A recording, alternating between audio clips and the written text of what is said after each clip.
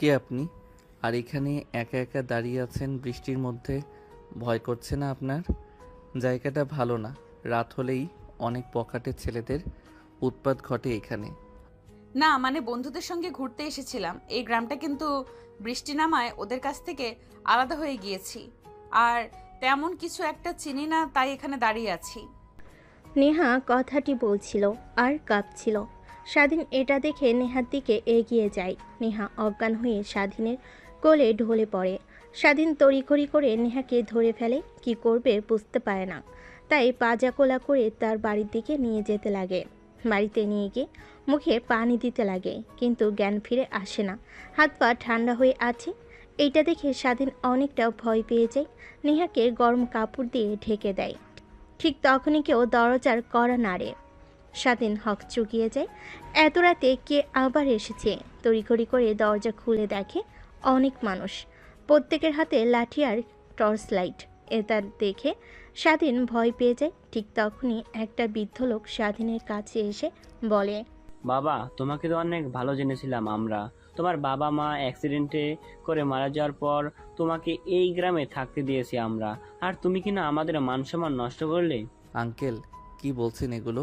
কিছুই তো বুঝতে পারছি না আমি। ঠিক তখনই পিছন থেকে একটা ছেলে বলে ওঠে, ওই তো, ওই যে ওই মেয়েটা, ওনাকে তো কোলে করে আনতে দেখলাম জঙ্গলের মধ্যে থেকে। তারপর স্বাধীনকে পাশ কেটে রুমের মধ্যে প্রবেশ করে। বৃদ্ধ মেয়েটার কাছে গিয়ে গায়ে হাত দিয়ে দেখে অনেক জ্বর। স্বাধীনের দিকে রেগে তাকিয়ে স্বাধীনের কাছে এসে ঠাস ঠাস করে দুইটা থাপ্পড় লাগিয়ে দেয়। কি করেছিস তুই? অসুস্থ একটা মেয়ের সুযোগের সদ্ব্যবহার করলেই। মানে কি বলছেন এগুলো আঙ্কেল? কিছুই তো বুঝতে পারছি না আমি। আর আপনারা এত রাতে আমার বাড়িতে? এত রাতে না আসলে তো তোর আসল রূপ দেখতে পারতাম না, যে ভদ্র চেহারার মাঝে লুকিয়ে আছে অভদ্র একটা ছেলে। এই, তোরা দেখছিস কি? মার ওকে। কথাটা বলার সঙ্গে সঙ্গে সেইখানে থাকা বেশ কিছু ছেলে এসে স্বাধীনকে লাঠি দিয়ে মারতে লাগে। স্বাধীনের শরীরের অনেকটা অংশ কেটে রক্ত বের হতে লাগে। অন্যদিকে ঘরের মধ্যে চিৎকার চেঁচামেচিতে নেহার জ্ঞান ফিরে আসে। মিটমিট করে তাকিয়ে দেখে একটা রুমে সে শুয়ে আছে, পাশে অনেকগুলো লোক দাঁড়িয়ে আছে, একটা ছেলেকে মারছে। নেহাকে জ্ঞান ফিরতে দেখে বৃদ্ধ বলে, মা, তুমি ভয় পেও না, আমরা এসেছি। ও যে এত বড় একটা কাজ করবে কখনো ভাবতেও পারিনি আমরা। তুমি ভয় পেও না, ওকে উচিত শিক্ষা দেব। কি বলছেন এগুলো? কিছুই তো বুঝতে পারছি না। এই থাম তোরাই, এবার ওকে অনেক মেরেছিস, মরে যাবে ছেলেটা। আর তুই গিয়ে এখন ওই কাজী সাহেবকে ডেকে নিয়ে আয়। ঠিক আছে, আমি এখনই যাচ্ছি। বৃদ্ধর কথা মতো সবাই স্বাধীনকে মারা বাদ দেয়। তারপর একটা ছেলে গিয়ে কাজী সাহেবকে ডেকে আনার জন্য স্বাধীন অবাক হয়ে যায়, কি করছে এরা? সঙ্গে সঙ্গে স্বাধীন বৃদ্ধার পা জড়িয়ে ধরে বলতে লাগে, বিশ্বাস করেন আঙ্কেল, আপনারা যা ভাবছেন একদমই ভুল। আমি কিছুই করিনি। আমি পাশের গ্রামে টিউশনি করিয়ে আসছিলাম। পথে বৃষ্টি, তাই ভিজে ভিজে যে বাসায় ফিরছিলাম জঙ্গলের মধ্য দিয়ে আসার সময় হঠাৎ পাশে তাকিয়ে দেখি এই মেয়েটা দাঁড়িয়ে আছে, বৃষ্টিতে ভিজছে। আমি মেয়েটার কাছে গিয়ে কথা বলতে অজ্ঞান হয়ে যায়। বুঝতে পারি না ওইখানেই রেখে আসবো কি না, তাই কোলে করে বাসায় নিয়ে আসি। আপনারা আমাকে ভুল বুঝছেন। হয়েছে, তোর আর কোনো কথা শুনতে চাচ্ছি না আমি। চুপচাপ আমরা যা করছি শুধুমাত্র তাই দেখে যা। অন্যদিকে নেহা সুদর্শক সব কিছু দেখে যাচ্ছে, কোনো কিছু বলছে না। ঠিক একটু পর কাজী সাহেব চলে আসে। তারপর স্বাধীন আর নেহার বিয়ের কার্যক্রম ঠিক করে। তখনই নেহা বুঝতে পারে কি ঘটছে তার সঙ্গে। হারিয়ে গিয়ে চিৎকার করে বলতে লাগে, আপনারা কি পাগল নাকি? আমার মত নেই। আপনারা বিয়ে দিচ্ছেন মানে কি? এইসব আমি এই বিয়ে করতে পারবো না। উম, ছেলে যা বলছে সত্যি। আমি এখানে ঘুরতে এসেছি আমার বন্ধুদের সঙ্গে, বৃষ্টিতে ওদের কাছ থেকে আলাদা হয়ে যাই আমি। আর জঙ্গলের কোনো কিছুই চিনতাম না, তাই ওখানে দাঁড়িয়েছিলাম। ঠিক তখনই ছেলেটার সঙ্গে দেখা হয় আমার। দু একটা কথা বলতেই আমি অজ্ঞান হয়ে পড়ি। তারপর আর কিছু মনে নেই। জ্ঞান ফিরতে ঘরের মধ্যে আবিষ্কার করি আমি আমাকে। নেহার কথা শুনে পাশ থেকে একটা বৃদ্ধ মহিলা বলে ওঠে, হয়েছে চেয়ারম্যান সাহেব, দেখেছেন? শুধু স্বাধীনের দোষ নেই, মেয়েটারও দোষ আছে। দুজনে মিলে আনন্দ ফুর্তি করে চেয়েছিল তারা চলে যাবে, কিন্তু যখন মেয়েটা অজ্ঞান হয়ে যায় স্বাধীন বাসায় নিয়ে আসে, আর আমরা বিয়ে দিচ্ছি, ওনারা মানছেন না। তারপর সেইখানে থাকা প্রত্যেকে নেহাকে বাজে কথা বলতে লাগে। ঠিক তখনই সেইখানে স্বাধীন চিৎকার দিয়ে বলে ওঠে, ওনাকে কেউ বাজে কথা বলবেন না। হ্যাঁ, আমার দোষ। আমি তখন ওনাকে জঙ্গলের মধ্যে একলা পেয়ে রেপ করেছি। আরও কিছু শুনতে চান আপনারা? আর কাজী সাহেব, আপনি বিয়ে পড়ানো শুরু করেন। অন্যদিকে নেহা সেখানে থাকা বৃদ্ধ মেয়েগুলোর কথা শুনে নেহা কান্না করতে লাগে। স্বাধীনের কথা শুনে আরও হাউমাউ করে কান্না করতে লাগে। দেখতে দেখতে কাজী সাহেব বিয়ের কার্যক্রম শেষ করে নেহার অনিচ্ছা থাকতেও সকলেই জোড়াজড়িতে বিয়ে করতে রাজি হয়। দেখতে দেখতে বিয়ে পর্ব শেষ হয়। এক এক করে সবাই রুম থেকে বের হয়ে নিজ নিজ বাসায় চলে যায়, শুধুমাত্র চেয়ারম্যান ছাড়া। দেখ, যা করেছিস করেছিস, কিন্তু এখন থেকে দুইজন সুখে শান্তিতে সংসার কর, এই দোয়াটাই করি। আর হ্যাঁ, একদম চালাকি করবি না।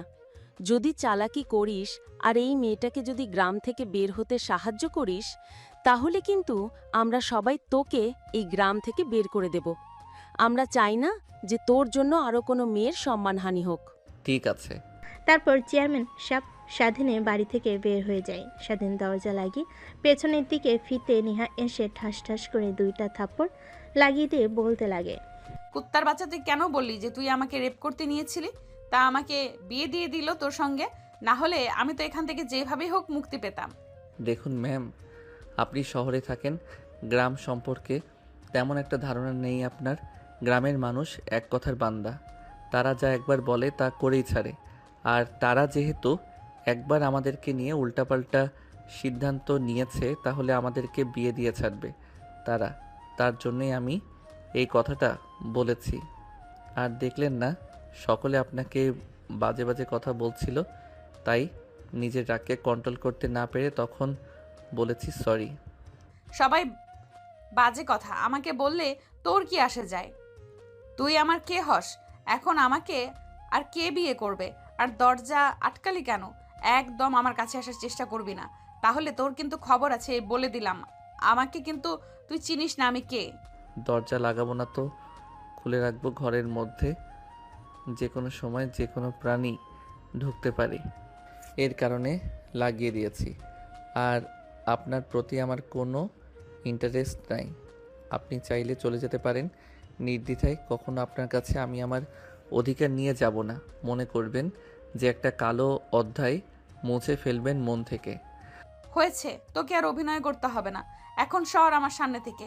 2 চোখ যেই দিকে যায় সেই দিকে যাব, কিন্তু একদম তোর বাসাতে আর থাকবো না। আল্লাহই জানে কখন আবার কি হয়, তুই আবার আমার উপর ঝাঁপিয়ে পড়িস কখন, কে জানে। নেহার কথা শুনে স্বাধীন একটা হাসি দেয়, তারপর খাটের উপর গিয়ে বসে পড়ে। নেহা দরজা খুলতে যে বাহিরে এক পা রাখতে যাবে, ঠিক তখনই জোরে সোরে একটা বজ্রপাত হয়। নেহা দৌড়ে স্বাধীনের কাছে এসে স্বাধীনকে জড়িয়ে ধরে। স্বাধীন তাল সামলাতে না পেরে খাটের পর শুয়ে পড়ে নেহাকে নিয়ে। দুজনের ঠোঁটের সঙ্গে ঠোঁটের মাত্র কয়েক ইঞ্চি তফাৎ।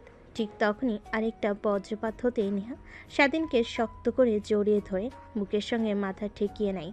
স্বাধীনের অনেক ভালো লাগা কাজ করে, কিন্তু নেহাকে বুঝতে না দিয়ে নেহাকে তার উপর থেকে সরানোর চেষ্টা করে। প্লিজ একটু থাকতে দিন, অনেক ভয় করে আমার বজ্রপাত দেখে। সকাল হলে আমি চলে যাব আপনার বাড়ি থেকে। আমার বাড়িতে থাকবেন, আমি তো আপনাকে না করিনি, কিন্তু আমার বুকের উপর থেকে সরেন। এভাবে জড়িয়ে ধরেছেন কেন? স্বাধীনের কথা শুনে নেহা স্বাধীনের বুকের উপর থেকে উঠে যায় আর নিজেকে সামলে নিয়ে বলে, সরি, আসলে ছোট থেকেই অনেক ভয় পাই বজ্রপাতকে দেখে। তাই যখন বৃষ্টির রাত হয় তখন মা আর বাবার সঙ্গে গিয়ে আমি ঘুমিয়ে থাকি। হঠাৎ বজ্রপাত হওয়ায় ভয় পেয়ে আপনাকে জড়িয়ে ধরেছি। সরি, কিছু মনে করবেন না। আর ধন্যবাদ। ধন্যবাদ দিতে হবে না।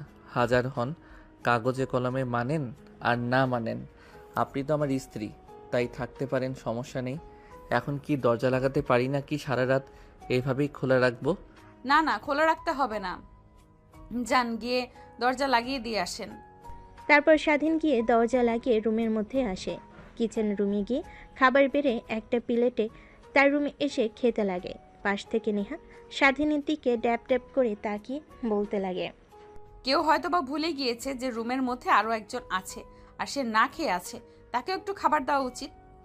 নেহার কথা শুনে স্বাধীন নেহার দিকে পিট পিট করে তাকিয়ে থাকে।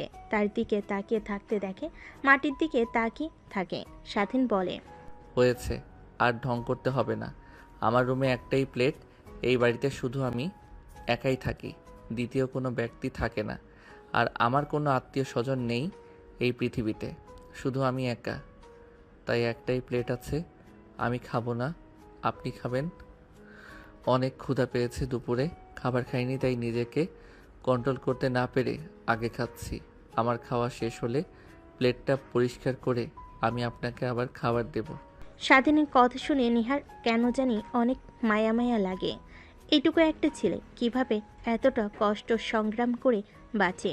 স্বাধীনের খাবার খাওয়ার দিকে এক নজরে তাকিয়ে থাকে। স্বাধীন এটা দেখে খানিকটা অবাক হয়ে যায়। তারপর খাওয়া দাওয়া শেষ করে কিচেনে গিয়ে প্লেট পরিষ্কার করে নেহার জন্য খাবার নিয়ে এসে দেয় খাওয়ার জন্য। তারপর স্বাধীন রুম থেকে বের হয়ে যায়। একটু পর রুমে প্রবেশ করে দেখে নেহা খাবার খাওয়া হয়ে গেছে। তারপর নেহাকে বলে, আপনি উপরে ঘুমিয়ে পড়েন। আমি এতটা অমানুষও না যে একটা মেয়ের সুযোগের সদ্ব্যবহার করব। নির্দ্বিধায় ঘুমাতে পারেন। আর আমি নিচে ঘুমিয়ে পড়েছি, কোনো সমস্যা হলে আমাকে ডাক দিয়েন। ঠিক আছে। কথাটা বলে নেহা ঘুমিয়ে পড়ে কাঁথা গায়ে নিয়ে। কিন্তু নেহার ঘুম আসে না, অনেক শীত করতে লাগে। ঠিক তখনই নিজের দিকে তাকাই, স্বাধীনের দিকে দেখে একটা বালিশ নিয়ে খালি গায়ে শুয়ে আছে। শরীরের উপরে কোনো কাঁথা নেই, হয়তোবা একটা ব্যতীত আরেকটা নাই বাড়িতে। এই পর্যায়ে নেহা এই পাশ ওই পাশ করতে ঘুমিয়ে যায়। পরের দিন সকালবেলা নেহার ঘুম ভাঙতেই দেখে স্বাধীন রুমে নেই। রুমের মধ্যে আর না থেকে বাইরে এসে দেখে স্বাধীন ব্রাশ করছে। নেহা স্বাধীনের পাশে গিয়ে দাঁড়িয়ে বলে, কিন্তু তোমার কি ভয় করে না এই নির্জন পরিবেশে থাকো তুমি? হা হা হা। ও ম্যাম, উঠে পড়েছেন? তাহলে একটা কথা মনে রাখবেন, যার পৃথিবীতে কেউ নেই ম্যাডাম, তার আল্লাহ আছে। একটা কথা সবসময় মনে রাখবেন। আর শুধুমাত্র রাতটা এসে এই বাড়িতে থাকি। তুমি তোমার লাইফ নিয়ে অনেক স্ট্রাগল করো, তাই না? আমি দোয়া করি তুমি অনেক বড় কিছু হবে একদিন। দিনভর কাজ করতে হয়, কলেজ করি, এইভাবে সময় পেরিয়ে যায়। শুধু রাতে এসে বাড়িতে থাকি। তা ম্যাম, এখন তো দিনের বেলা, এখন তো আর চিনতে অসুবিধা হবে না। আপনার বন্ধুরা কোথায় ক্যাম্প করেছিল, আপনিও চলে যেতে পারেন, সমস্যা নেই।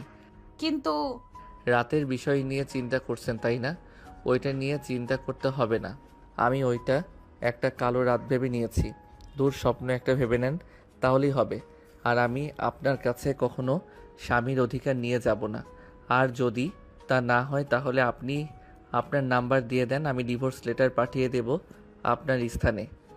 আরে না, এটা ভাবছি না। পুরো গ্রামের মানুষ কি বললো যাওয়ার সময়, শোনো নাই যে আমি যেন গ্রাম থেকে না যাই, আমাকে যেন তুমি কোনোভাবে সাহায্য না করো গ্রাম থেকে চলে যেতে। তারা তো এসে আবার আমাকে না দেখলে তোমাকে মারধর করবে। ওই বিষয় নিয়ে আপনাকে ভাবতে হবে না ম্যাম, আপনি যেতে পারেন, আমি সেটা দেখে নেব। আর আপনার নাম্বারটা দিন, ডিভোর্স লেটার পাঠিয়ে দিব। তারপর স্বাধীন ফ্রেশ হয়ে ঘরের ভিতর থেকে ফোন নিয়ে আসে। স্বাধীনের হাতে বাটন ফোন দেখে নেহা খানিকটা হক চুকিয়ে যায়, কারণ এই জেনারেশনে এসেও একটা ছেলে বাটন ফোন চালায়। তারপর স্বাধীনের নাম্বার নেহা নিয়ে নেয়। তারপর নেহাকে খানিকটা এগিয়ে দিয়ে বাসায় চলে আসে স্বাধীন। রান্না করে খাবার খেয়ে তার কলেজে চলে যায়। অন্যদিকে নেহা রাস্তায় এসে সব কিছু চিনতে পারে। হাঁটতে হাঁটতে তার বন্ধুদের ক্যাম্পে চলে যায়। নেহাকে দেখতে পেয়ে সবাই দৌড়ে আসে নেহার কাছে। কে রে, তুই কোথায় হারিয়ে গিয়েছিলি? আমরা তোকে নিয়ে কত টেনশন করছি জানিস। আমরা তো এখনই পুলিশ স্টেশনে যাচ্ছিলাম রিপোর্ট করার জন্য। রাত ভোর বৃষ্টি হয়েছে, তাই তোকে আর খুঁজতে বের হতে পারিনি আমরা কেউ। এভাবে না বলে করে কোথায় হারিয়ে গিয়েছিলি? তুই নাকি কোনো সমস্যা হয়েছে? তোর এমন মন মরা যে? আরে না, টেনশন করছিস কেন? কিছুই হয়নি। আসলে বাড়ির কথা অনেক মনে পড়ছে। অনেক দিন তো হলো ক্যাম্প করে থাকলাম, চল বাসায় ফিরে যাই। এখানে থাকতে আর একদম ভালো লাগছে না আমার। হ্যাঁ ঠিক বলেছিস। তুই স্যারকে বললাম তোর কথা, স্যার অনেক চিন্তিত হয়ে পড়েছে। পাশের ক্যাম্পে রেস্ট নিচ্ছে মনে হয়। আর রাতে কই ছিলি? আর বলিস না, রাতে কথাটা বলতে গিয়ে নেহা থেমে যায়। মনে মনে ভাবতে লাগে, সকল বিষয় কি এদেরকে খুলে বলবো? যদি বলি তাহলে তো সবাই উল্টাপাল্টা ধারণা করবে। না, সম্পূর্ণ কথা খুলে বলা দরকার নেই। শুধু বলি রাতে একটা ছেলের বাসাতে আশ্রয় নিয়েছিলাম। আরে না, তোদের কাছ থেকে আলাদা হয়ে যাওয়ার পর আমি কিছুই চিনতে পারি না। হাঁটতে হাঁটতে একটা বাড়ির সামনে চলে যাই, তারপর দরজায় কড়া নাড়তে একটা ছেলে বের হয়। তারপরে ওখানে আমি আশ্রয় নিয়েছিলাম। জানিস ছেলেটা অনেক ভালো, একটা নিরিবিলি পরিবেশে থাকে। ও আচ্ছা, তাহলে এই ব্যাপার। আর আমরা তোকে নিয়ে কতই চিন্তা করছিলাম, তোর ফোনে কতবার ফোন করেছি। আমার ফোনের চার্জ তো ছিল না যে তোদের সঙ্গে কথা বলবো। আচ্ছা বাদ দে সে সকল কথা, আমি চলে এসেছি তো, এখন তো হ্যাপি। ঠিক তখনই পাশ থেকে প্রিন্সিপাল স্যার বলে ওঠে, মা, তুমি এসেছো? আমরা তোমাকে নিয়ে কত চিন্তা করতেছিলাম। আমরা সবাই তোমার বাবাকে ফোন করে তোমায় পাওয়া যাচ্ছে না কথাটা বলতে তোমার বাবা একদম পাগল হয়ে গিয়েছে। ওয়েট, আমি তোমার বাবাকে এখনই ফোন করে বলছি তোমাকে পেয়েছি আমরা। তারপর প্রিন্সিপাল স্যার দূরে গিয়ে নেহার বাবা মার কাছে ফোন করে বলে দেয় যে নেহাকে পাওয়া গেছে। তারপর দিনভর নেহা আর তার বান্ধবীরা একসঙ্গে অনেক আনন্দ করে। ঠিক তখনই পাশ থেকে নেহার বান্ধবী বলে ওঠে, আগামীকাল সকালেই তো চলে যাব। তোর কথা শুনে যা বুঝতে পারলাম ছেলেটা অনেক ভালো। ওরে, ওকে অনেক দেখতে ইচ্ছা করছে আমাদের। চল কালকে যাবার সময় একবার ছেলেটাকে দেখে তারপর যাব। আর আদেও এইখানে আসতে পারবো কি না আল্লাহই জানে। এইবার যে কাহিনী ঘটে গেল, আর কখনো মা বাবা আর আসতে দেবে না, দেখে নিস। নেহা তার বান্ধবীর কথা শুনে কেন জানি স্বাধীনকে দেখতে অনেক ইচ্ছে করে। তাই তার মাথা দিয়ে হ্যাঁ জানি দেখতে দেখতে রাত হয়ে যায়। নেহা তার বান্ধবীদের সঙ্গে আড্ডা দিতে দিতে রাত যখন গভীর হয় তখন ঘুমিয়ে যায়। পরের দিন ভোর হতেই ঘুম ভেঙে যায় সবার।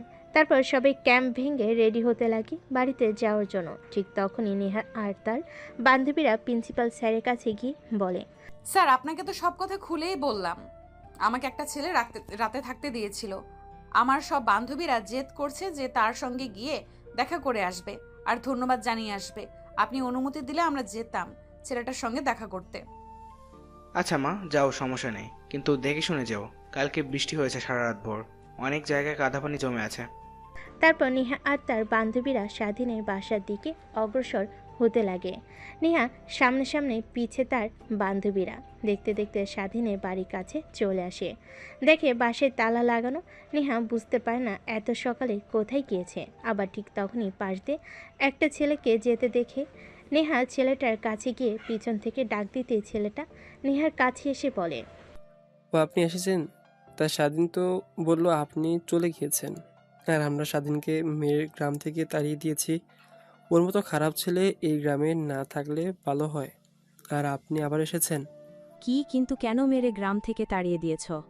দেখুন, চেয়ারম্যানের রাতে কি বলছিল যে আপনি যদি গ্রাম থেকে চলে যান আর স্বাধীন যদি সাহায্য করে তাহলে তাকে গ্রাম থেকে তাড়িয়ে দেবে। চেয়ারম্যান এক কথার মানুষ, তাই ওকে মেরে কালকে রাতে গ্রাম থেকে তাড়িয়ে দিয়েছে। কোথায় আছে কে জানে। নেহা কথাটা শুনে অনেকটা অবাক হয়ে যায়, কিন্তু ছেলেটাকে কোনো কিছু বুঝতে দেয় না। পাশে দাঁড়িয়ে থাকা নেহার বান্ধবীরা নেহার দিকে অবাক দৃষ্টিতে তাকিয়ে থাকে। এক পর্যায়ে বলেই ফেলে, কি রে, তোর জন্য ছেলেটাকে গ্রাম থেকে তাড়িয়ে দিয়েছে মানে? কিছুই তো বুঝতে পারছি না। বুঝতে হবে না তোদের। ওয়ের ছেলেটার নাম্বার তো আমার কাছে আছে, ফোন করে দেখি কোথায় আছে। অন্যদিকে সকালে যখন নেহা গ্রাম থেকে চলে যায় তখন অনেকেই দেখে ফেলে, কিন্তু কিছুই বলে না। স্বাধীন বিকেলে বাড়িতে ফেলে চেয়ারম্যান আর তার লোকেরা স্বাধীনকে মেরে গ্রাম থেকে তাড়িয়ে দেয়। স্বাধীন অনেক কাকুতি মিনতি জানায়, কিন্তু চেয়ারম্যানের কোনো মায়া হয় না। না, বারবার শুধু একটা কথাই বলে, তোর মতো বাজে ছেলেকে এই গ্রামে থাকতে দেব না। না জানি আবার কোন মেয়ের জীবন তুই নষ্ট করিস। এক পর্যায়ে স্বাধীনকে মারতে মারতে গ্রাম থেকে তাড়িয়ে দেয়। তারপর স্বাধীন বাস স্টেশনে গিয়ে বসে থাকে। তার কাছে একটা টাকাও নেই যে কোনো জায়গায় যাবে, সেখানে এখনও বসে আছে। ঠিক তখনই ফোন বাজতে লাগে। স্বাধীন খানিকটা অবাক হয়ে যায়, কারণ তাকে ফোন করার মতো কেউ নেই, শুধুমাত্র সে যেখানে টিউশনি করেই সেই মেয়েটা বাদে। স্বাধীন উদ্বেগ নিয়ে ফোনটা পকেট থেকে বের করে অচেনা একটা নাম্বার দেখে ফোনটা রিসিভ করে সালাম দিয়ে কানের কাছে ধরতেই ওই পাশ থেকে বলতে লাগে, কোথায় তুমি? স্বাধীন নেহার কণ্ঠ শুনে বুঝতে পেরে যায় যে নেহা কিছু বলতে যাবে। এর আগেই নেহা ও পাশ থেকে বলতে লাগে, কি হলো, কি বলছে? আমার কথা কি তোমার কানে যায়নি? কোথায় তুমি? আর তোমাকে কালকে রাতে বাড়ি থেকে বের করে দিয়েছো? ও আপনি? হ্যাঁ, চেয়ারম্যান আর তার লোকেরা আমাকে বাড়ি থেকে বের করে দিয়েছে, আর এখন বাস টার্মিনালে বসে আছি, বাসের অপেক্ষা করছি। ওখানে বসে থাকো, আমরা আসছি। কথাটা বলে নেহা ফোন রেখে দেয়। স্বাধীন অবাক হয়ে যায়, এই মেয়েটার আবার কি হলো।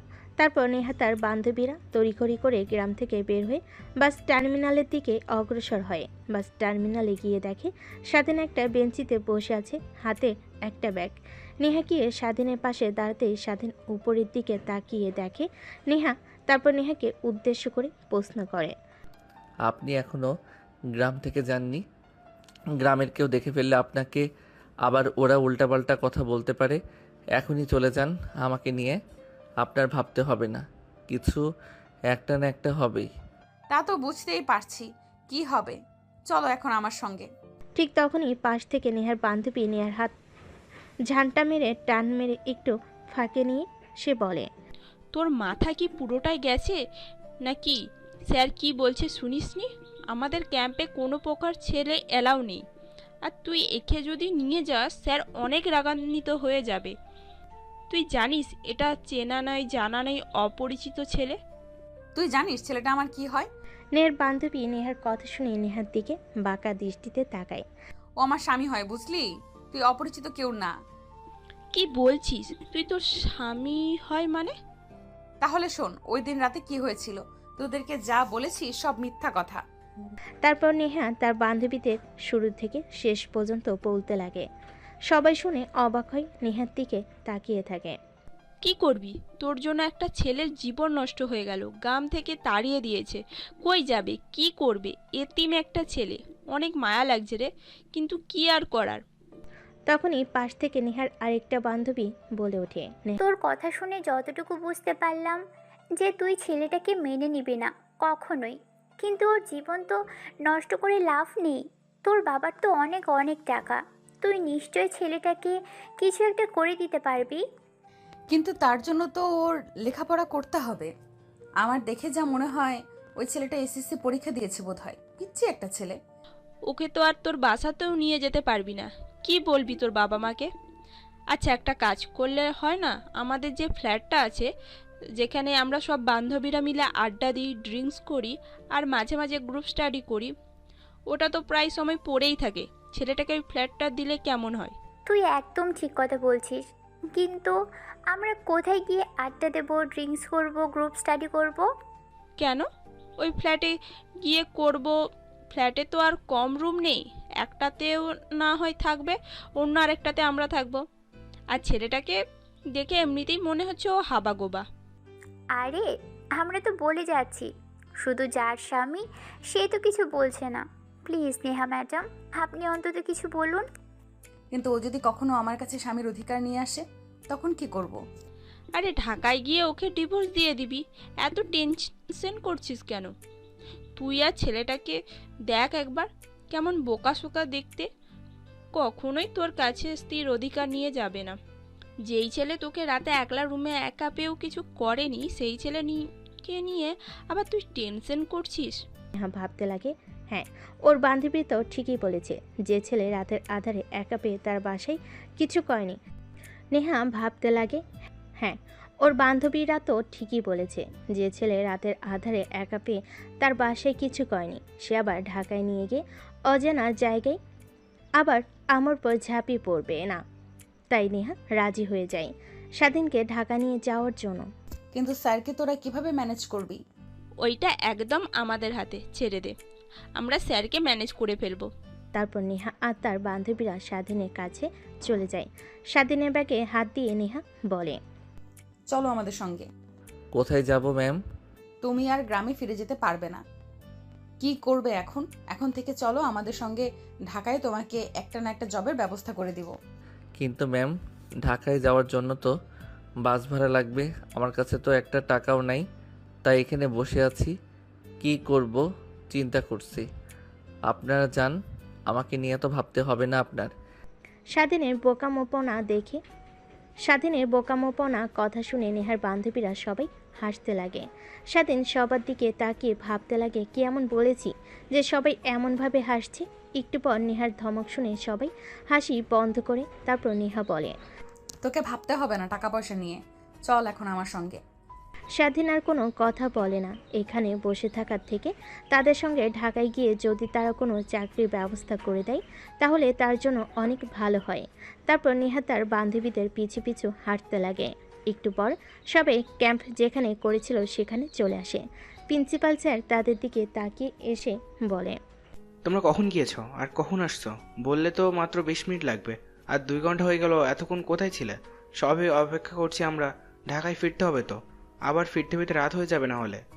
তারপর নেহা আর তার বান্ধবীরা প্রিন্সিপাল স্যারের সঙ্গে স্বাধীনের মোলাকাত করে দেয়। তারপর প্রিন্সিপাল স্যারকে বোঝাতে লাগে, কিন্তু সে বুঝতে নারাজ। তাদের সঙ্গে কোনো ছেলে মানুষকে একদম অ্যালাউ করবে না। অবশেষে নেহার বান্ধবীদের কথায় প্রিন্সিপাল স্যার রাজি হয়ে যায় স্বাধীনকে ঢাকায় নিয়ে যাওয়ার জন্য। তারপর সবাই সকালের খাওয়া দাওয়া করে বাসে উঠে পড়ে ঢাকায় যাওয়ার জন্য। বাস চলছে তার আপন গতিতে। নেহা কানে হেডফোন দিয়ে গান শুনছে, তার বান্ধবীদের সঙ্গে নাচানাচি করছে। স্বাধীন বাইরের দিকে তাকিয়ে আছে। এর আগে কখনো গ্রামের বাইরে যাওয়া হয়ে ওঠেনি তার, তাই এক দৃষ্টিতে বাহিরের গাড়ি দালান কোঠার দিকে তাকিয়ে আছে। দেখতে দেখতে গাড়ি এসে দাঁড় হয় নিহাদের কলেজের সামনে। এক এক করে সবাই গাড়ি থেকে নেমে যায়। স্বাধীনও নেমে আসে গাড়ি থেকে। আশপাশে চোখ বুলিয়ে বড় বড় দালান কোঠা দেখে অবাক হয়ে যায়। সেদিকে তাকিয়ে থাকে নেহা আর তার বান্ধবীরা স্বাধীনকে দেখে বুঝতে পারে যে সে কখনো এর আগে ঢাকায় আসেনি। তারপর নেহা আর তার বান্ধবীরা স্যারদের কাছ থেকে বিদায় নিয়ে স্বাধীনকে নিয়ে তারা যে ফ্ল্যাটে আড্ডা দিত সেইখানে চলে আসে। আজ থেকে তুমি এখানেই থাকবে, আর কোনো সমস্যা হলে আমার নাম্বারটা তো আছেই, তুমি ওটাতে ফোন করবে। আর তুমি কি লেখাপড়া করো নাকি? তোমাকে তো দেখে মনে হলো যে তুমি লেখাপড়া করো, তখন বলছিলে যে টিউশন করাও। হ্যাঁ, এইবার এসএসসি দিয়েছি, রেজাল্ট পেয়েছি, আলহামদুলিল্লাহ A+ এসেছে। কিন্তু কেন? তাহলে তো হয়ে গেল, তোমাকে একটা এখানে ভালো একটা কলেজে ভর্তি করিয়ে দেব। আর তুই ভালো টাকা পয়সা নিয়ে টেনশন করিস না। আর জীবনে বড় হতে হলে লেখাপড়া করতে হবে, লেখাপড়ার অবদান অপরিসীম। মনোযোগ দিয়ে লেখাপড়া কর, তারপর আমি আমার বাবার কোম্পানিতে তোকে একটা ভালো চাকরি দিয়ে দেব। ঠিক আছে ম্যাম। তারপর নেহা স্বাধীনকে সব কিছু দেখিয়ে দিতে লাগে। স্বাধীন সব কিছু দেখে নেয়।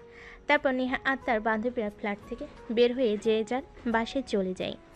নেহা বাসে গিয়ে তার বাবা মার সঙ্গে দেখা করে রুমে গিয়ে ফ্রেশ হয়ে একটা লম্বা ঘুম দেয়। ঘুম থেকে উঠে দেখে রাত 8টা বেজে গেছে। অন্যদিকে স্বাধীন রাত হয়ে যাওয়ায় অনেক ক্ষুধা লাগে। সে কি করবে বুঝে উঠতে পারে না। সে নেহাকে ফোন করবে, কিন্তু ফোন করতে গিয়ে দেখে তার ফোনে টাকা নেই। তাই রুমে বসে থেকে বই বের করে পড়তে লাগে। অন্যদিকে নেহা খাওয়া দাওয়া করে 10টার দিকে রুমে আসে। বই বের করে পড়তে নিলে তখনই মনে পড়ে স্বাধীনের কথা। ছেলেটা কি খেয়েছে না খেয়েছে এটাই ভাবতে লাগে। ফোনটা হাতে নিয়ে ফোন করে স্বাধীন ফোন রিসিভ করতে নেহা বলে, কিরে, তুই কি কিছু খাওয়া দাওয়া করেছিস নাকি? না ম্যাম, এইখানে তো কিছু চিনি না, আর আমার কাছে টাকাও নেই যে বাহিরে গিয়ে খাবার খেয়ে আসবো। তুই তো রান্না করতে পারিস, চিকেন। রুমে গিয়ে দেখ, সেখানে সব কিছু আছে। আচ্ছা ওয়েট, তোকে কিচেন রুমে যেতে হবে না, তুই কিছু বুঝতে পারবি না। আমি অনলাইনে খাবার অর্ডার দিয়ে দিচ্ছি, একটু পর দরজায় কলিং বেল দিলে খুলে খাবারগুলো নিয়ে নিস, কেমন? আর কোনো প্রয়োজন হলে আমাকে ফোন করিস। কিন্তু ম্যাম, আমার ফোনে তো টাকা নাই যে আমি আপনাকে ফোন করব। আমি টাকা পাঠিয়ে দিয়েছি। আর আরেকটি কথা, আমাকে ম্যাম বলবে না, আমাকে আপু বলে ডাকবে। আমাকে আর আমার বান্ধবীর সবাইকে আপু বলে ডাকবি, ম্যাম বলতে হবে না। রাখি এখন। তারপর নেহা ফোন রেখে দেয়। নেহা পড়তে পড়তে ঘুমিয়ে পড়ে। অন্যদিকে একটু পর দরজায় কলিং বেল দিতে স্বাধীন গিয়ে দরজা খুলে দেয়। ডেলিভারি ম্যান খাবার দিয়ে গেল। স্বাধীন খাবার খেয়ে নেয়, তারপর ঘুমানোর চেষ্টা করে, কিন্তু এর আগে কখনো নরম বিছানায় ঘুমায়নি, তাই ঘুম আসে না। জোর করে ঘুমিয়ে পড়ে। পরদিন সকালবেলা অনেক সকালে ঘুম ভেঙে যায়। তার আশেপাশ থেকে আজানে সুমিষ্ট ধ্বনি ভেসে আসতে লাগে। স্বাধীন ওয়াশরুমে চলে যায়। ফ্রেশ হয়ে অজু করে রুমে এসে ওয়ার্ড্রোবের মধ্যে জায়নামাজ খুঁজতে লাগে, কিন্তু কোথাও পায় না। উল্টো নেহার ছোট ছোট জামাকাপড় দেখে এইটা দেখে স্বাধীন শরম পেয়ে যায়। তারপর ফ্লোরেই নামাজ পড়ে নেয়। নামাজ পড়ে বেলকনিতে এসে সকালের সুমধুর পরিবেশ উপভোগ করতে লাগে। বড় বড় দালান কোঠা। এই দালান কোঠার কাছে তাকে একদমই ছোট দেখায়। অন্যদিকে নেহা তার মার ডাকে ঘুম ভেঙে যায়। মা, এত সকাল সকাল ডাকাডাকি করছো কেন? রাত ভোর করেছি, একটু ঘুমাতে দাও তো। আরে ঘড়ির দিকে তাকিয়ে দে, কত বাজে? 9টা বাজছে। কলেজে যাবি না? অনেক দিন তো হলো বাহিরে দিয়ে ঘুরে আসলি। ও মা, কি বলো, 9টা বেজে গেছে? তারপর নেহা তড়িঘড়ি করে ওয়াশরুমে চলে যায়। ফ্রেশ হয়ে বাহিরে এসে রেডি হয়ে কাঁধে ব্যাগ নিয়ে বাড়ি থেকে বের হতে যাবে, ঠিক তখনই খাবার টেবিল থেকে নেহার মা বলে ওঠে, কি রে মা, এমন হকচকিয়ে কোথায় যাচ্ছিস? খাবার তো অন্তত খেয়ে যা, তোর কলেজ শুরু হতে এখনো অনেক সময় আছে। না মা, সময় নেই, এক্সট্রা ক্লাস আছে। বাই বাই, আল্লাহ হাফেজ। নেহার আবার কি হলো? কখনো দেখলাম না লেখাপড়ার প্রতি এতটা সিরিয়াস হতে, আজ যেমন ভাব দেখাচ্ছে। আরে বাদ দাও না, তুমি শুধু শুধু মানুষদের সন্দেহ করো। তোমার অফিসের সময় পার হয়ে যাচ্ছে, তাড়াতাড়ি খেয়ে অফিস যাও। তারপর নেহা গাড়ি নিয়ে নিজের ড্রাইভ করতে করতে তাদের ফ্ল্যাটে চলে আসে। দরজায় গিয়ে কড়া নাড়তেই স্বাধীন দরজা খুলে দেয়। স্বাধীন নেহাকে হাঁপাতে দেখে বলে, কি হয়েছে ম্যাম, এমনভাবে হাঁপাচ্ছেন কেন? ওই হাঁপাচ্ছি এখনো, তুই ফ্রেশ হসনি? কই ম্যাম, আমি তো অনেক আগে উঠেছি, নামাজ পড়েছি, বাহিরে বেলকনিতে গিয়ে দাঁড়িয়ে থেকে শহর দেখেছি আর রুমের মধ্যে বসে থেকেছিলাম। তুই তো রান্না করতে পারিস, এদিকে কিচেন রুম আর এটা হলো টিভি। তারপর নেহা স্বাধীনকে সব কিছু দেখিয়ে দিতে লাগে। সব দেখিয়ে দেওয়া হলে নেহা সোফায় বসে টিভি অন করে। স্বাধীন পাশে বসে পড়ে। তারপর নেহা স্বাধীনকে প্রশ্ন করে, আচ্ছা, তোর কোনো আত্মীয় স্বজন নেই? আর তোর বাবা মা অ্যাক্সিডেন্ট করে কিভাবে মারা গেল? নেহার কথা শুনে স্বাধীন উপরের দিকে তাকিয়ে দীর্ঘ একটা নিঃশ্বাস ফেলে বলতে লাগে, তাহলে শোনেন, আমার যখন বয়স মাত্র 8 বছর, তখন আমাদের অবস্থা অনেক ভালো ছিল। আমার বাবা গ্রামের চেয়ারম্যান ছিল, সবাই তাকে ভালোবাসতো, অনেক সৎ লোক ছিল সে। আবার অনেক শত্রু ছিল। একদিন বাবা আর মা আমার নানি বাড়িতে যাচ্ছিল, ঠিক তখনই ট্রাকের সঙ্গে অ্যাক্সিডেন্ট হয়ে মারা যায় বাবা আর মা। আর আমার অনেক আত্মীয় স্বজন আছে, তারা আমার বাবার সম্পত্তি দখল করে নিয়েছে আর আমাকে বাড়ি থেকে বের করে দিয়েছে। তখন ওই গ্রামের একটা লোক যে এখন বর্তমান চেয়ারম্যান, উনি আমাকে ওই পাহাড়ের চূড়াতে বাড়ি তৈরি করে দেয়। ওইখানে আমি একাই থাকতাম, প্লাস লেখাপড়াও করতাম। বিকেলে এসে ভাটায় কাজ করতাম। এভাবে চলতে লাগে আমার দিনগুলো। ঠিক তখনই পাশের একটা গ্রামে টিউশনি পাই আমি। টিউশনি করাতাম, সে থেকে সেই টাকা পেতাম। সেই টাকা দিয়ে লেখাপড়ার খরচ আর খাবার খরচ হয়ে যেত আমার। এইভাবে চলছিল দিনকাল। আর আপনার সঙ্গে হঠাৎ দেখা আর আমার জীবন পরিবর্তন। কথাগুলো বলে স্বাধীনের চোখ থেকে এক ফোঁটা অশ্রু বের হতে যাবে, ঠিক তখনই স্বাধীন তার হাতে উল্টোপুট দিয়ে মুছে ফেলে। নেহার চোখের আড়াল হয় না সব দেখে নেহা স্বাধীনের কাছে এসে ওর পিঠে হাত বুলিয়ে দিয়ে বলে, আর চিন্তা করতে হবে না তোকে, আমি তোর পাশে আছি। যা, তোর সার্টিফিকেটগুলো নিয়ে আয়, তোকে কলেজে ভর্তি করিয়ে দিয়ে আসি। নেহার কথা শুনে স্বাধীন সোফা থেকে উঠে ব্যাগটা নিয়ে আসে। তারপর নেহা স্বাধীনকে নিয়ে বাসার বাহিরে চলে আসে। গাড়ি করে যেতে লাগে তার কলেজের উদ্দেশ্যে। নেহা এবার ইন্টার সেকেন্ড ইয়ারে পড়ছে। তারপর কলেজে এসে গাড়ি বের করতে নেহার বান্ধবীরা চলে আসে। তাদের সঙ্গে কিছু কথা বলে স্বাধীনকে নিয়ে সোজা প্রিন্সিপাল স্যারের রুমে চলে যায়। প্রিন্সিপাল স্যার নেহাকে দেখে বলে, নেহা মামনি যে, আসো আসো, ভেতরে আসো। তা আজ হঠাৎ কি মনে করে? স্যার, একে এই কলেজে ভর্তি করার জন্য এসেছি। এটা তো ওই ছেলেটা তাই না, যে গ্রামে তুমি হারিয়ে গিয়েছিলে? তা একে এই কলেজে ভর্তি করবে? যে গ্রামের ছেলে, এর তো অত টাকা পয়সা আছে কিনা যে এই কলেজে পড়বে? স্যার, এটা নিয়ে আপনাকে ভাবতে হবে না। আপনি হয়তোবা ভুলে গেছেন যে আমার বাবা এই কলেজের প্রতিষ্ঠাতা। আমি যাকে চাই তাকেই ভর্তি করাবো। আপনি শুধুমাত্র ফর্মালিটিগুলো দেখবেন, আর টাকা পয়সা নিয়ে টেনশন করতে হবে না আপনার। আরে মা, ভুল হচ্ছে। কেন, ছেলেটার দিকে একবার তাকাও, দেখো কীরকম পোশাক আশাক পরিধান করে, চুলের স্টাইল সবার সঙ্গে মানিয়ে নিতে পারবে না, আর কলেজের রিপুটেশন নষ্ট হবে। স্যার, এটা নিয়ে আপনাকে ভাবতে হবে না। আপনি এগিয়ে যা বলবেন আপনি তাই করেন। তারপর প্রিন্সিপাল স্যার নেহার জোড়াজুড়িতে স্বাধীনকে কলেজে ভর্তি করে নেয়। তারপর প্রিন্সিপালের রুম থেকে বের হয়ে আসে নেহা। তারপর স্বাধীনকে নিয়ে সোজা চলে যায় শপিং মলে। স্বাধীনকে বেশ কিছু জামাকাপড় কিনে দেয়। সেলুনে নিয়ে গিয়ে মাথার চুল সুন্দর করে কেটে দিতে বলে। তারপর নেহা বাইরে গিয়ে অপেক্ষা করতে লাগে। একটু পরে সেলুন থেকে বের হতেই নেহা অবাক হয়ে যায়। মাশাল্লাহ, আমার জুনিয়র বরকে তো দেখতে অনেক কিউট। শুধু গ্রামের পরিবেশে থাকতো দেখে তেমন ভালো দেখায়নি। এই নেহা, কি ভাবছিস তুই এসব? ও তোর জুনিয়র, আর তুই ওকে মেনে নিতে পারবি না কখনোই তোর সঙ্গে। কথাটা নিজে নিজে বলে নেহা নিজের মাথায় আলতো করে টোকা দেয়। জোরে লাগাতে ব্যথাতে আহ করে ওঠে। কি হয়েছে ম্যাম আপনার? আরে তোকে কতবার বলবো আমাকে আর আমার বান্ধবীকে ম্যাম বলে ডাকবে না, আপু বলে ডাকবি। ঠিক আছে ম্যাম। ও সরি আপু। নেহা রাগী দৃষ্টিতে তাকাতে স্বাধীন মুচকি একটা হাসি দেয়। স্বাধীনের হাসি দেখে নেহা দ্বিতীয়বার ক্রাশ খায়। তারপর রেস্টুরেন্টে গিয়ে খাওয়া দাওয়া করে স্বাধীনকে নিয়ে ফ্ল্যাটে চলে যায়। ফ্ল্যাটে গিয়ে নেহা সোফার উপর বসে পড়ে। স্বাধীন কিচেন রুমে গিয়ে শরবত বানিয়ে নেহাকে দেয়। অবাক হয়ে স্বাধীনের হাত থেকে শরবত খেয়ে ফেলে। ঠিক তখনই নেহার ফোনে কল আসে। ফোন রিসিভ করে কানের কাছে ধরতে ওপাশ থেকে নেহার বান্ধবীরা বলে, কিরে, স্বামীকে পেয়ে একদম আমাদেরকে ভুলেই গেলি। কি বলছিস এসব? তোরা স্বামীকে পেয়ে তোদের ভুলে গিয়েছি মানে? আর কে স্বামী? হয়েছে, তোকে আর ঢং করতে হবে না।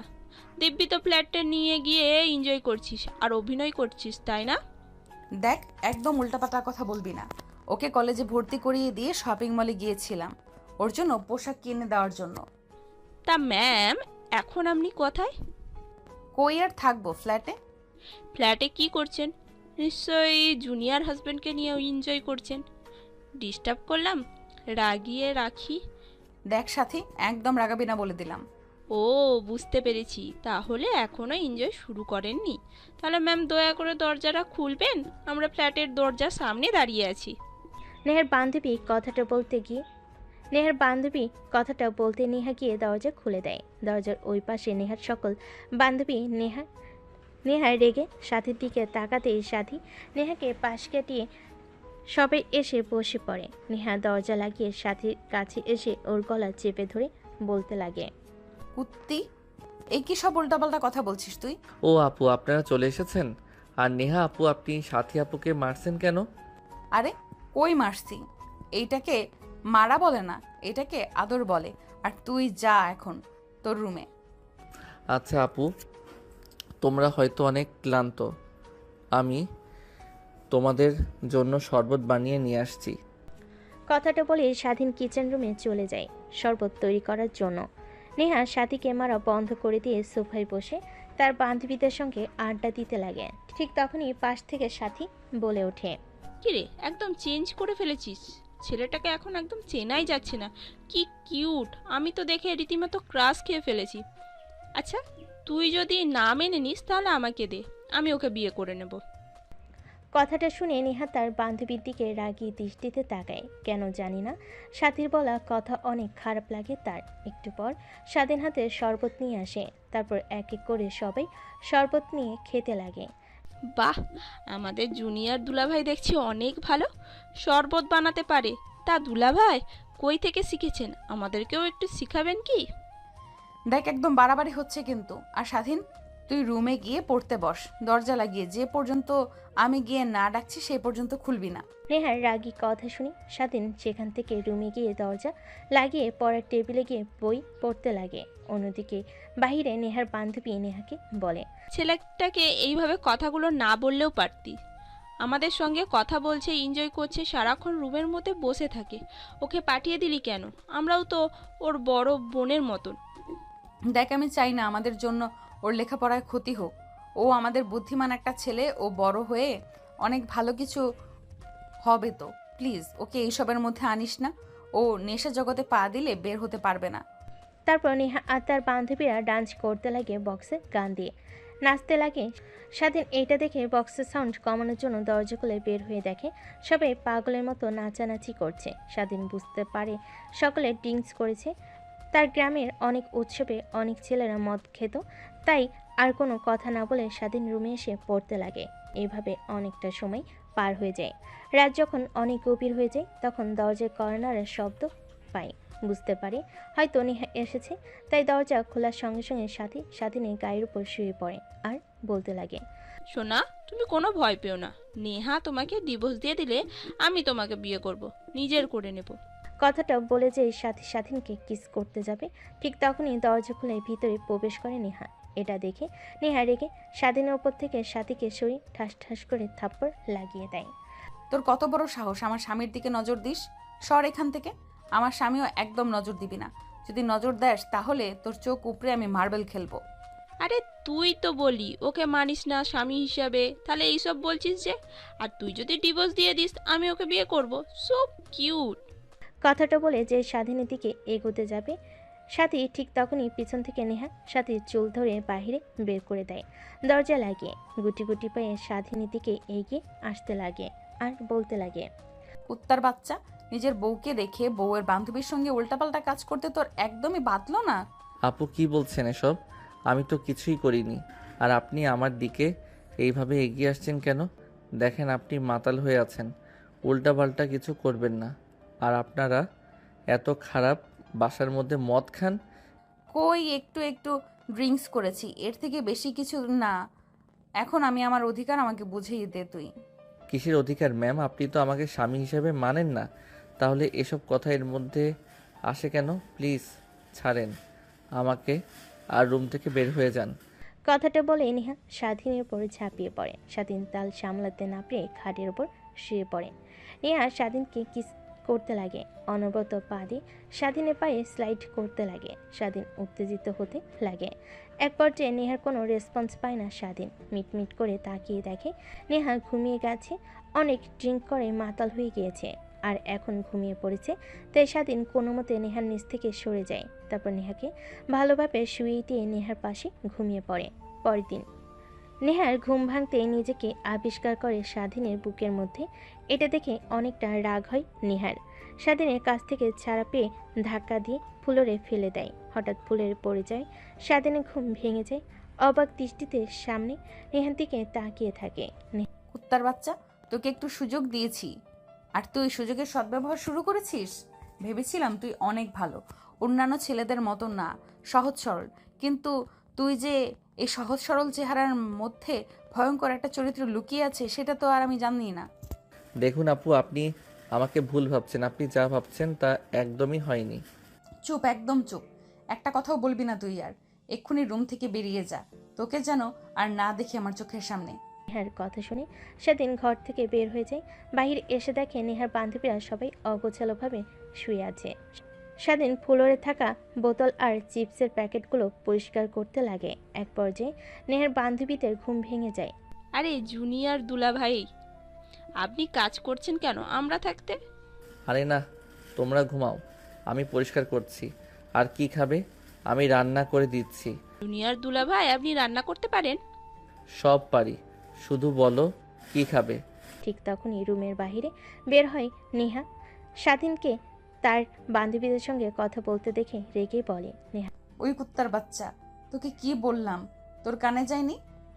তোকে না বললাম রুম থেকে বের হয়ে যা? এখন এখানে রয়েছিস যে? ম্যাম, আপনি বের করে দিলে কোথায় যাব? আমি ঢাকার শহরের কিছুই তো চিনি না। আমি ভুল করে থাকলে ক্ষমা চাচ্ছি, কিন্তু আমাকে আপনি বাড়ি থেকে বের করে দিয়েন না। তোর কোনো কথাই শুনতে চাচ্ছি না আমি এখন। চলে যাবি। আর বান্ধবীরা সবাই অবাক হয়ে নেহার দিকে তাকিয়েছিল। হঠাৎ কি হলো নেহার? স্বাধীনের সঙ্গে এমন ব্যবহার করছে? উদ্বেগ নিয়ে বলে ফেলে সাথী। কি রে, কি হয়েছে? ছেলেটাকে কিভাবে কথা বলছিস? কেন আর রেগে আছিস কেন এত? কুত্তার বাচ্চা কত বড় সাহস, আমার মাতাল হওয়ার সুযোগ নিয়েছে। আর কি বলছিস? কিছুই তো বুঝতে পারছি না, সব কিছু মাথার উপর দিয়ে যাচ্ছে। বুঝিয়ে বল অন্তত। তারপর নেহা তার বান্ধবীদের শুরু থেকে শেষ পর্যন্ত বলতে লাগে। এটা শুনে সবাই হা হা করে হাসতে লাগে। আমার কথা কি তোদের জোকস মনে হচ্ছে যে তোরা হাসছিস? জোকস নয় তো কি? তোর স্বামী তোকে স্পর্শ করবে না তো আমাদের স্পর্শ করবে? আরে তুই তো ফুল মাতাল হয়েছিলি। আমি স্বাধীনের কাছে গিয়েছিলাম, অভিনয় করতেছিলাম, কিন্তু স্বাধীন আমার কাছ থেকে বারবার দূরে সরে গিয়েছে। এটা দেখে তুই রেগে স্বাধীনকে নিয়ে দরজা আটকে দিয়েছিলি। তারপর কি করেছিস সেটা জানি না। আমরা ছেলেটার কোনো দোষ নেই। একটা মেয়ে যদি ওর কাছে যায়, নিজেকে আর কন্ট্রোল করে রাখবে কতক্ষণ? তারপর তুই আবার ওর বউ, তাই বলে ও আমার মাতাল হওয়ার সুযোগ নেবে? আরে তোর ঠোঁটের লিপস্টিক স্বাধীনের অনেকটা জায়গায় লেগে আছে, ঘাড়ে, কপালে, ঠোঁটে, কিন্তু তোর কোনো জায়গাতেই ওর স্পর্শ নেই। দেখেছিস তো? তুই ওকে জোর করেছিস, ও না। নেহা নিজেও অবাক হয়েছে, কি এমন বলেছে যে সবাই হাসছে। তারপর নেহা নিজে নিজে ভাবতে লাগে, হ্যাঁ ঠিকই তো বলেছে। নেহা ভাবতে দেখে সাথে নেহার কাঁধে হাত রেখে বলে, আরে ভয় পেতে হবে না, যা এখন ছেলেটাকে কোথায় আছে গিয়ে নিয়ে আয়। ও তো ঢাকা শহরের কিছুই চেনে না, আবার হারিয়ে না যায়। তারপর নেহা ফ্ল্যাটের বাইরে এসে স্বাধীনকে খুঁজতে লাগে। অন্যদিকে নেহার বান্ধবীরা ঘর পরিষ্কার করতে লাগে। বাইরে এসে দেখে স্বাধীন একটা গাছের নিচে বসে আছে আর কি যেন ভাবছে। নেহা পাশে গিয়ে বসতে স্বাধীন পাশ ফিরে তাকিয়ে দেখে নেহা। সরি তোকে ভুল বোঝার জন্য, আসলে আমারই ভুল ছিল। কিন্তু আপু আমাদের মধ্যে কিছুই হয়নি। আপনি মাঝপথে গিয়ে অজ্ঞান হয়ে গিয়েছিলেন আর আমি স্বস্তি নিঃশ্বাস ফেলে আপনাকে খাটের উপর শুয়ে দিয়ে আমি পাশে ঘুমিয়ে পড়েছিলাম। অনেক ক্লান্ত ছিলাম তাই। সত্যি বলছিস তুই? হা হা, এক সত্যি তিন সত্যি। আর যদি আপনার সঙ্গে কিছু হতো তাহলে তো আপনি বুঝতেই পারতেন, তাই না? তারপর নেহা ভাবতে লাগে। হ্যাঁ, স্বাধীন তো ঠিকই বলেছে। যদিও আমার সঙ্গে উল্টাপাল্টা কিছু করে তাহলে তো আমার শরীরে ব্যথা হয়ে থাকবে, কিন্তু কোনো ব্যথা নেই, শরীরে কোনো পরিবর্তন নেই। আসলে তোকে ঘুম থেকে উঠে দেখে অবাক হয়ে গেছিলাম, রেগে লাথি দিয়েছিলাম। সরি, চল এখন রুমে। সরি বলতে হবে না। আর আমি বুঝতে পেরেছিলাম আপনি আপনার ভুল বুঝতে পারলে আসবেন। আর আপনি ছাড়া আমার এই পৃথিবীতে কেউ নেই আপু। কথাটা বলেই স্বাধীন কান্না করতে যাবে। এর আগেই নেহা আজ স্বাধীনের কাঁধে হাত রেখে বলে, সরি তো বলছি, তারপরও এমন করছিস কেন? চল, আর কখনোই তোকে ভুল বুঝবো না। তারপর নেহা স্বাধীনকে নিয়ে ফ্ল্যাটে চলে যায়। ফ্ল্যাটে ঢুকতেই নেহার বান্ধবীরা চলে যায়। নেহা ওয়াশরুমে গিয়ে গোসল করে নেয়। বাইরে এসে পোশাক পরিবর্তন করে বাইরে আসে। দেখে স্বাধীন টেবিলে খাবার রেখে দিয়ে বসে আছে। আপু আসুন বসুন, আমি রান্না করেছি আপনার জন্য, খেয়ে তারপর না হয় যাবেন। আর ওই আপুগুলো কোথায় গেল? তোমাদের না বললাম আমি রান্না করব, আপনারা খেয়ে যাবেন, কিন্তু চলে গেল যে? আরে ওরা বাসায় চলে গেছে, আর আমাকেও যেতে হবে। ওয়েট, খাবার খেয়ে তারপর যাই। তারপর নেহা আর স্বাধীন দুজন মিলে খাবার খেতে লাগে। খাওয়া দাওয়া শেষ করে যাবার সময় নেহা বলে, নতুন পোশাক পরে রেডি হয়ে থাকবি, একটু পর আমি তোকে ফোন করলেই নিচে যাবি, তারপর তোকে নিয়ে কলেজে যাব। ঠিক আছে আপু। তারপর স্বাধীনের কাছ থেকে নেহা চলে যায়। বাসে গিয়ে দরজায় কলিং বেল দিতে কাজের মেয়ে এসে দরজা খুলে দেয়। নেহা তার রুমের দিকে যেতে যাবে, ঠিক তখনই বসার রুম থেকে নেহার বাবা বলতে লাগে, নেহামা এদিকে আয়, তোর সঙ্গে কিছু কথা বলার আছে। হ্যাঁ বাবা বল, হ্যাঁ বাবা বলো, আমাকে আবার কলেজে যেতে হবে। দেখ মা, তুই আমাদের আদরের একমাত্র মেয়ে, তোকে কখনো এমন কোনো কথা বলিনি যাতে তুই কষ্ট পাস। যখন যা চেয়েছিস তাই দিয়েছি, কিন্তু দিন দিন তোর ব্যবহার কেমন যেন হয়ে যাচ্ছে। আমার একদমই ভালো লাগছে না। আমি ভালো করে জানি বন্ধু বান্ধবীদেরকে নিয়ে আনন্দ ফুর্তি করার বয়স এইটা তোর। তোরা একটা ফ্ল্যাট কিনেছিস সব বান্ধবীরা মিলে, ওইখানে গিয়ে আড্ডা দিস, কিন্তু ইদানিং তোর সঙ্গে নাকি একটা ছেলেকে দেখা যাচ্ছে। তুই আমাদের কলেজে গিয়ে তাকে ভর্তি করে দিয়েছিস। প্রিন্সিপাল স্যার ওকে ভর্তি করতে চাচ্ছিল না, তারপরেও তুই জোড়াজোড়ি করে ভর্তি করে দিয়েছিস। নেহা তার বাবার কথা শুনে হকচকিয়ে ওঠে। আমতা আমতা করে বলতে লাগে, বাবা কে বলেছে তোমাকে? হ্যাঁ, আমরা একটা ফ্ল্যাট নিয়েছি এটা সত্যি, কিন্তু একটা ছেলেকে নিয়ে কই আমি করছি। কলেজে নিয়ে গিয়েছিলাম যে ছেলেটাকে, ওইটা হচ্ছে আমার ফ্রেন্ডের ছোট ভাই, ওকে কলেজে ভর্তি করে নেই প্রিন্সিপাল স্যার, তাই রেগে নিয়ে গিয়েছিলাম আমার সঙ্গে। ঠিক আছে, আমি এই বিষয় নিয়ে প্রিন্সিপাল স্যারের সঙ্গে কথা বলছি। আর তোমাকে যেন আর ওই ছেলেটার সঙ্গে না দেখা যায়। ঠিক আছে বাবা। তারপর নেহা তার বাবাকে জড়িয়ে ধরে গালে একটা চুমু দিয়ে রুমে চলে যায়। রুমে ব্যাগে বই নিয়ে বাইর হয়ে আসে। তার বাবার কাছ থেকে বিদায় নিয়ে সোজা চলে যায় তাদের ফ্ল্যাট বাড়ির সামনে। স্বাধীনকে ফোন দিতে নিচে নামে আসে। স্বাধীনকে দেখে নেহা তৃতীয়বারের মতো ক্র্যাশ খায়। আমার জুনিয়র জামাই দেখছি দিন দিন অনেক কিউট হচ্ছে, আল্লাহ জানে কত পেতনি ওর দিকে নজর দিবে। আজ সবাইকে একদম শেষ করে ফেলবো। যদি কেউ খারাপ দিকে তাকায়, দু একদিন আগে কিংবা পরে হোক, ওকে আমি মেনে নেবই। থাক নেহা, কি ভাবছিস এসব? তোর সঙ্গে কখনোই ওর যায় না। আপু চলো, কি ভাবছো? আমি কখন গাড়িতে উঠে বসেছি, কলেজের সময় তো পেরিয়ে যাচ্ছে, চলো। তারপর নেহা স্বাধীনকে নিয়ে চলে যায় কলেজের দিকে। কলেজে গিয়ে পার্কিং লটে গাড়ি রেখে স্বাধীনকে তার ক্লাসরুম দেখিয়ে দেয়। তারপর নেহা তার বান্ধবীদের সঙ্গে কি আড্ডা দিতে লাগে। স্বাধীন মনোযোগ দিয়ে ক্লাস করতে লাগে। ক্লাস করা শেষ হলে কলেজ ঘুরে দেখার জন্য বাইরে আসে। দেখে নেহা তার বান্ধবীদের সঙ্গে একটা গাছের নিচে বসে আড্ডা দিচ্ছে। স্বাধীন গিয়ে পাশে দাঁড়াতে নেহার বান্ধবী সাথী বলে ওঠে, কি রে নেহা, একদম দেখি আমাদের জুনিয়র দুলাভাইকে চেঞ্জ করে ফেলেছিস। গ্রাম থেকে কি নিয়ে এসেছিলি আর কি বানিয়ে ফেলেছিস। এখন তো তোকে দেখে অনেক হিংসা হচ্ছে আমার। তুই যাই করিস, ডিভোর্স দিলে আমার কাছে তুলে দিস, ওকে? আমি বিয়ে করে নেব, তারপর আমাদের কিউট কিউট কয়েকটা বাচ্চা হবে ওর মতন। সাথীর কথা শুনে নেহা নিজের অজান্তে সাথীকে একটা থাপ্পড় দিয়ে ওঠে। কি রে, তোর ক্লাস নেই? বাইরে দিয়ে করছিস কেন? হ্যাঁ আপু, ক্লাস আছে, কিন্তু কলেজটা দেখার জন্য বের হয়েছি। আচ্ছা তোমরা আড্ডা দাও, আমি কলেজে দেখি। হ্যাঁ ঠিক আছে, যা ঘুরে দেখ কলেজটা, কিন্তু হ্যাঁ একটা কথা মনে রাখবি, একদমই মেয়েদের দিকে তাকাবি না আর মেয়েদের সঙ্গে কথা বলবি না। স্বাধীন মাথা দিয়ে হ্যাঁ জানে।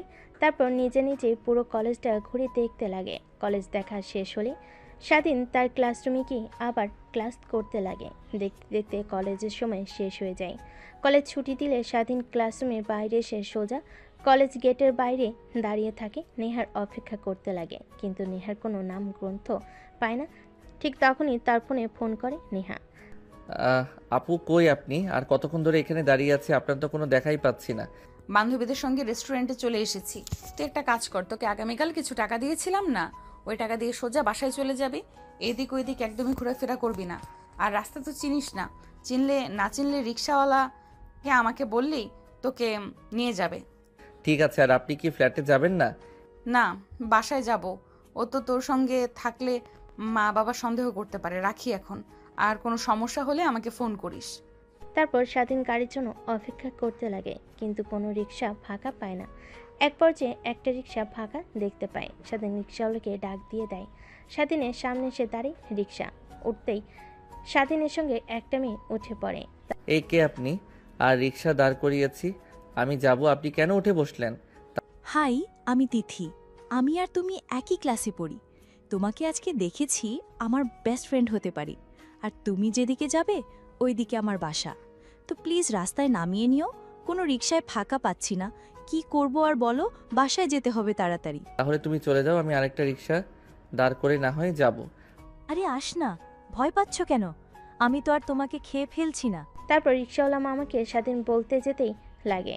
মেয়েটার সঙ্গে টুকটাক কথা বলতে লাগে স্বাধীন। অন্যদিকে নেহা আর তার বান্ধবীরা রেস্টুরেন্টে খাওয়া দাওয়া করছিল। ঠিক তখনই রেস্টুরেন্টের সামনে দিয়ে একটা মেয়ের সঙ্গে রিক্সায় করে যায়। এটা নেহার চোখের আড়াল হয় না। নেহা রেগে তার হাতে থাকা গ্লাসটা ভেঙে ফেলে। এটা দেখে নেহার বান্ধবী বলে, কি রে, কি ব্যাপার, কি হয়েছে তোর? এত রেগে গেলি কেন হঠাৎ করে? আরে কই রেগে গিয়েছি, বাসায় যেতে হবে, তোরা থাক। আরে খাবারটা অন্তত খেয়ে যা। বাসায় যাওয়ার জন্য এত তাড়াহুড়ো লাগিয়েছিস কেন? একটা ইম্পর্ট্যান্ট কাজ আছে, তাই বাসায় যেতে হবে। ভাই তোদের সঙ্গে পরে কথা হবে। তারপর নেহা রেস্টুরেন্টের বাইরে এসে গাড়ি স্টার্ট দিয়ে যেতে লাগে। রাস্তাতে স্বাধীন আর মেয়েটাকে দেখে ওদের পিছু পিছু আসতে লাগে। এক পর্যায়ে স্বাধীনের শরীরের ওপর বারবার কথা বলতে বলতে মেয়েটা এটা ওইটা দেখে, আরও অনেক রেগে যায়। আর নিজেকে কন্ট্রোল করতে না পেরে নেহার জোরে গাড়ি চালিয়ে সোজা ফ্ল্যাটে এসে দরজা খুলে রুমে গিয়ে বসে থাকে। অন্যদিকে স্বাধীন মেয়েটার সঙ্গে পরিচিত হতে লাগে। এই অল্প কিছুক্ষণের মধ্যে স্বাধীন বুঝতে পেরে যে মেয়েটা অনেক মিশুক। তারপর মেয়েটা তার বাসার কাছে আসতেই রিক্সা থেকে নেমে যায়। স্বাধীনকে পায়ে জানিয়ে তারপর রিক্সা যেতে লাগে তার আপন গতিতে। বাসার সামনে আসতে রিক্সাওয়ালাকে ভাড়া দিয়ে ভিতরে প্রবেশ করে। তারপর ভিতরে ফ্ল্যাটের দরজা খুলে ভিতরে ঢুকে পড়ে। রুমে গিয়ে ব্যাগ রেখে পাশে তাকিয়ে দেখে নেহা তার দিকে অগ্নিদৃষ্টি নিক্ষেপ করে তাকিয়ে আছে। স্বাধীন এইটা দেখে রীতিমতো ভয় পেয়ে যায়। আরে আপু তুমি, আর তুমি না বললে যে আসবে না? তোমার বাসায় যেন কি কাজ আছে, কিন্তু এখানে যে কি হয়েছে? কিছুই হয়নি, বাট ওই মেয়েটাকে আর তোকে কি বললাম আমি যে কোনো মেয়ের সঙ্গে কথা বলবি না, তারপরও আমার কথা অমান্য করলি কেন? ও তুমি তিথির সঙ্গে দেখেছো? ও তো আর আমি একই ক্লাসে পড়ি, আজকে ওর সঙ্গে পরিচয় হলো। মেয়েটা অনেক মিশুক। ও আচ্ছা, তাই একদিনের মধ্যে বান্ধবী বানিয়ে ফেললি, আর কিছুদিন গেলে তো গার্লফ্রেন্ড বানিয়ে ফেলবি। কি বলছো এগুলো তুমি আপু? নেহা নিজের রাগকে আর কন্ট্রোল করতে না পেয়ে দৌড়ে স্বাধীনের কাছে এসে ওর গলা চেপে ধরে দেওয়ালের সঙ্গে দু হাত দিয়ে নেহার কাছ থেকে ছাড়া পাওয়ার আপ্রাণ চেষ্টা করে। আপু প্লিজ ছেড়ে দাও, আমার অনেক ব্যথা লাগছে। ব্যথা লাগার জন্যই তো আমি ধরেছি, আর কোনো মেয়ের সঙ্গে একটা রিক্সা করে যাওয়া আসা করবি? তুই কোনো মেয়ের সঙ্গে কথা বলবি না আর। না আপু প্লিজ, তুমি এবারের মতো ছেড়ে দাও। আর কোনো মেয়ের সঙ্গে কথা বলবো না আমি। স্বাধীনের কথা শুনে নেহা ছেড়ে দেয়। স্বাধীন দু হাত দিয়ে গলা ধরে কাশতে কাশতে ফ্লোরে বসে পড়ে। নেহা যেয়ে খাটের উপর বসে পড়ে। সরি। সরি বলতে হবে না, আমি তো তোমার কেনা গোলাম। তুমি যখন যা করবে মুখ বুজে সহ্য করতে হবে। থাকতে দিয়েছো, খেতে দিয়েছো, লেখাপড়া করতেও দিয়েছো, আর তুমি আমাকে মারবে সামান্য বিষয় আমি কিছুই মনে করিনি। আসলে ছোট থেকেই আমার একটা বদ অভ্যাস আছে যে আমার কথা শোনে না, তার প্রতি আমার অনেক রাগ হয়। তোকে বলেছি না মেয়েদের কাছ থেকে দূরে দূরে থাকবি, কিন্তু তুই তো উল্টা আমার কথা বড় ক্লাবই করেছিস, তাই রে তোকে মেরেছি। সরি।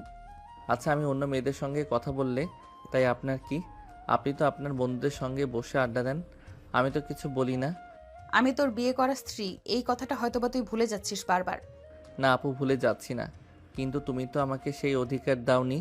তুমি তো আগেই বলে নিয়েছো কখনো তুমি আমাকে মানতে পারবে না। তাহলে এখন এই কথা বলছো কেন? বাদ দাও। তুমি যেহেতু বলেছো কোনো মেয়েদের সঙ্গে কথা বলবো না, আর আমি ঠিক তখনই নেহার ফোন আসে। নেহা ফোনটা হাতে নিয়ে দেখে তার বাবা ফোন করেছে। রুম থেকে বের হয়ে রিসিভ করে নেহা। তার বাবার সঙ্গে কথা বলে নেহাকে তার বাবা তাড়াতাড়ি বাসায় যেতে বলে। তারপর নেহা বাসায় চলে যায়। স্বাধীন ভাবতে লাগে। আচ্ছা বুঝতে পারছি না আপু আমার সঙ্গে কেন অন্য মেয়েকে দেখতে পায় না। আমাকে দেখে সাথী আপু যখন ভালো মন্তব্য করে তখন নেহা আপু ওই রকম করে কেন? নেহা আপু আমাকে ভালোবেসে ফেলেছে ধীরে ধীরে। দেখো কি ভাবছি আমি, উনি কোথায় আর আমি কোথায়। হয়তোবা আমাকে শাসন করে যেন আমি অল্প সময়ে মেয়েদের পাল্লায় না পড়ি। মেয়েদের কাছ থেকে দূরে থাকতে হবে আমাকে। নেহা বাড়িতে গিয়ে বসার রুমে গিয়ে দেখে অনেক মানুষ বসে আছে। নেহা কাউকে চিনতে পারে না। তারপর নেহার মা নেহাকে নিয়ে নেহার রুমে চলে যায়। তারপর বলে, মা, এই শাড়ি আর গহনা পরে সুন্দর করে সেজে বাহিরে আয়। কিন্তু কেন? তোর বাবা তোর এক বন্ধুর ছেলের সঙ্গে তোর বিয়ের কথা বলছে, তাই তারা তোকে দেখতে এসেছে। তাই তোকে ফোন করে তোর বাবা তাড়াতাড়ি আসতে বলল। আর বাবা যে বলল তুমি নাকি অসুস্থ, তাহলে এটা কি মিথ্যা কথা? আরে তোকে আমার অসুস্থতার কথা না বললে তো আর আসতি না, তাই তোকে মিথ্যা কথা বলেছে তোর বাবা। এখন তাড়াতাড়ি রেডি হয়ে আয়, অনেকক্ষণ হলো তারা বসে আছে তোকে দেখার জন্য অধিক আগ্রহে। এখন বাইরে গিয়ে তুমি বাবাকে বলবে আমি এই বিয়ে করতে পারবো না। কিন্তু কেন? অনেক ভালো ফ্যামিলি, তোর বাবার বন্ধু প্লাস বিজনেস পার্টনার, অনেক ভদ্র আর নরম একটা ছেলে। আমরা তো সবাই রাজি, তোর বাবা অনেক খুশি। কিন্তু আমি না লেখাপড়া শেষ করব, নিজের পায়ে দাঁড়াবো, তারপর আমি বিয়ে করব, এর আগে না। সাফ সাফ করে তোমাকে বলে দিলাম। দেখ মা, তোর বাবা তো অনেক রাগী, এটা তো তুই জানিস। তোর বাবার মাথায় রাগ উঠলে কিন্তু তাকে কন্ট্রোল করা যায় না। এখন এত কথা না বলে তাড়াতাড়ি রেডি হয়ে নিচে আয়, তারপর না হয় বিষয়টা নিয়ে আলোচনা করা যাবে। এখন তো তোর বাবার মান সম্মান রক্ষাতে আয়। যাও, আসছি, শুধুমাত্র তোমার কথাতে। কিন্তু আমি বিয়ে করতে রাজি, কিন্তু নয়। লক্ষ্মী মা আমার, আয়। শাড়ি আর গহনার দিকে তাকাতে স্বাধীনের কথা মনে পড়ে। আর ছেলেটার সঙ্গে একদমই বেশি বেশি করা হয়ে গিয়েছে। তারপর শাড়ি আর গহনা পরিধান করে নেয়। তারপর সিঁড়ি দিয়ে নিচে নেমে বসার রুমে এসে বসে পড়ে। বিআই সাহেব, আপনাকে তো বললামই আমার মেয়েকে দেখলে রিফাত বাবা আর না করতে পারবেন না। বাবা হ্যাঁ বলবেই। তা এখন বিয়ের ব্যাপারটা নিয়ে কথা বলি নাকি? সামনের দিকে এই বিষয়টা নিয়ে আগানো যায়। নেহা তার বাবার কথা শুনে অনেক রেগে যায়। রেগে উঠে দাঁড়ায়। তারপর নেহা চিৎকার দিয়ে বলে ওঠে, আমি এই বিয়ে করতে পারবো না। আর হ্যাঁ, আমি আগে থেকেই বিবাহিত। নেহার কথা শুনে সবাই নেহার দিকে বড় বড় দৃষ্টিতে তাকায়। কি বলছে মেয়ে এটা? তারপর নেহা সেখানে আর এক মুহূর্ত না দাঁড়িয়ে সোজা তার রুমে চলে আসে। অন্যদিকে নেহার বাবা সবার সামনে মাথা নিচু করে বসে থাকে। এক পর্যায়ে সবাই রুম থেকে চলে যায়। নেহার বাবা নেহার প্রতি অনেক রাগ করতে লাগে। যাও, তোমার মেয়েকে এইখানে নিয়ে আসো। আর এত মানুষের মধ্যে আমার মাথা নিচু করতে ওর কি একটুও বুক কাটলো না? যেরকম তুমি সেরকমই মেয়ে, দুজন একদম এক হয়েছে। আমি তোমার আর তোমার মেয়ের মাঝখানে নেই। কি করবে তোমরা জানো? আমি গেলাম এখান থেকে। তারপর নেহার মা নেহার রুমে গিয়ে তার বাবা ডাকছে বলে সেখান থেকে চলে যায়। নেহা বসের রুমে এসে দেখে কেউ নেই। তারপর সোফায় বসতে নেহার বাবা বলে, বিয়ে করেছিস মানে? তুই কবে বিয়ে করলি? আর আমরা জানতে পারলাম না একটাবারও? হ্যাঁ বাবা, আমি বিয়ে করেছি, আর বিপদে পড়ে বিয়ে করতে হয়েছে।